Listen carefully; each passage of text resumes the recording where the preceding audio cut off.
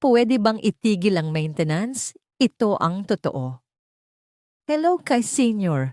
Welcome na naman sa ating ka-Senior Health Tips, kung saan pinag-uusapan natin ang simpleng kaalaman na pwedeng makadagdag ng mas maraming taon sa ating buhay. Ka-Senior, maraming nagtataka. Pwede ko na bang itigil ang maintenance ko? Bakit kailangan ko pang uminom araw-araw ng gamot kung pakiramdam ko ay maayos naman? Ang totoo, ang maintenance medication ay pang-control, hindi panggaling. Kapag nasira na ang katawan, saka lang pumapasok ang gamot para panatilihin ang kondisyon. Kung titigil ka ng walang gabay ng doktor, pwede itong magdulot ng biglaang pagtaas ng blood pressure, asukal o kolesterol. Pwede ring bumalik ang sakit sa mas matinding paraan at mas mahirap ng ayusin. Ngunit hindi ibig sabihin na ang katawan mo ay wala nang magagawa.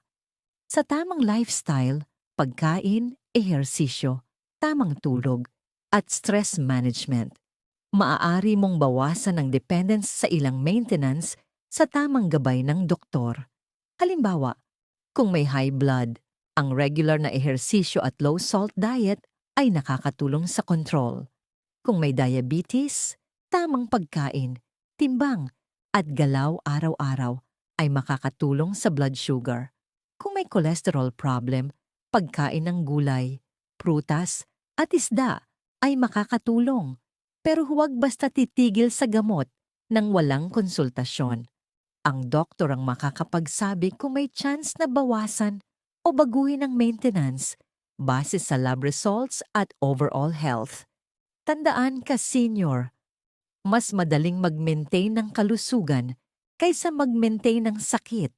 Mas mainam na simulan ngayon ang healthy habits para mas mabawasan ang dependence sa gamot sa hinaharap.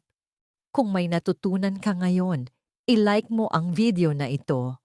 I-share mo sa kapwa mo, senior, at sa pamilya mo. Mag-subscribe para sa mas marami pang ka-senior health tips. I-comment mo rin kung ilang taon ka na at saan ka nanonood. Ingat palagi. Alagaan ang puso, kidneys, at katawan. God bless po sa inyong lahat.